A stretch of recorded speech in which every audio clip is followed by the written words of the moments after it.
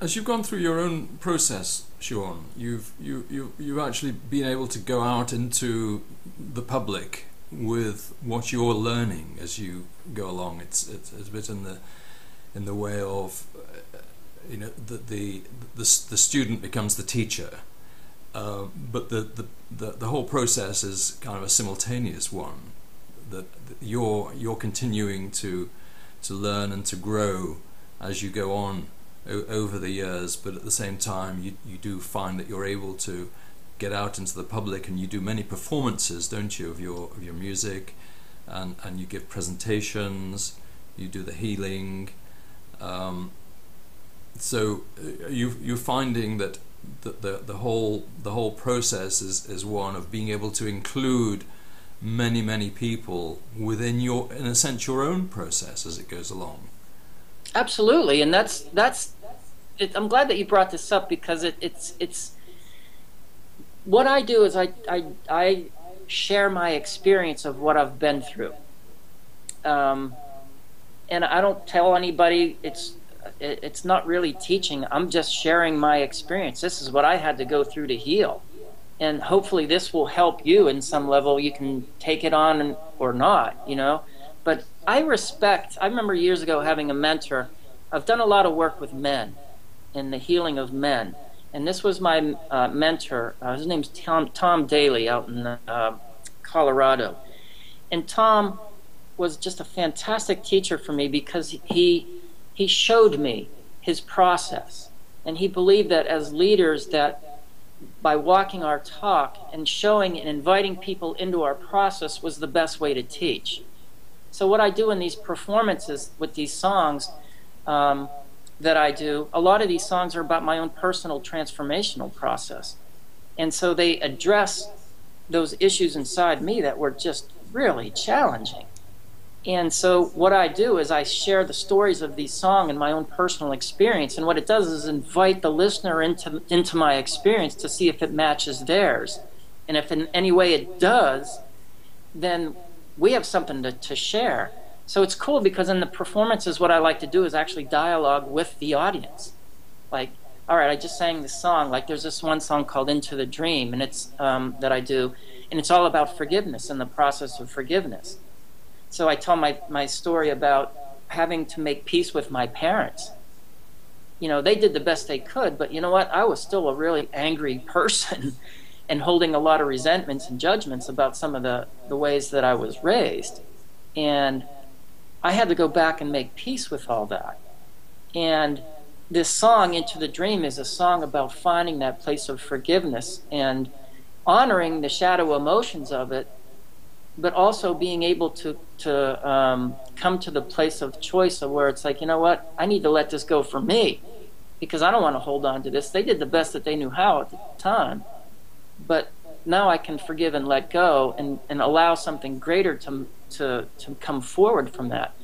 And I have people close their eyes and listen to this song, and it's just a rich experience when they start to feed back to me their experiences of how healing that is for them. Because what I offer them to do is to bring up someone that they have a challenge with in their life, and they listen to this song, and it initiates their heart in some way that they can find a place of gift, which is really cool in the sense that there was actually a gift in that experience. I learned something, and I can grow my awareness or evolve and move forward with that. So yes, absolutely. I come from my story, my own personal experiences. I feel like I like to tell people I don't know anything.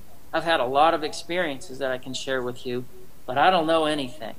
And it seems like consciousness is always completely evolving. Just when I find like I feel like I know something, something else happens, and it's like, okay, here's a lot of more stuff to write about, to write songs about, And interesting. One of the things that's on my plate right at the moment that I'm starting to write about, related to, and I'm anxious to share this with my audiences, is learning how to let myself be loved. You know what I mean? It's interesting to love myself, but then when you bring another person into it, to be, and for that part, not only another person, but the actual universe, or God, or love itself, am I really going to let myself be held in that, and loved in that, and supported in that? And whole nother ball game about the depth of allowing myself to receive, as opposed to feeling how much I've given to the world. It's like, well, how can we bring this into balance? And so these are all things that we dialogue about in these performances, and they're incredibly healing. I like to call them happenings, where people have an experience. And it's just not about having a good time and being entertained. It's about actually doing some soul work while you're listening to this music, and coming away from it having been moved to take some action in your life in some way, shape, or form that will have an impact on everyone.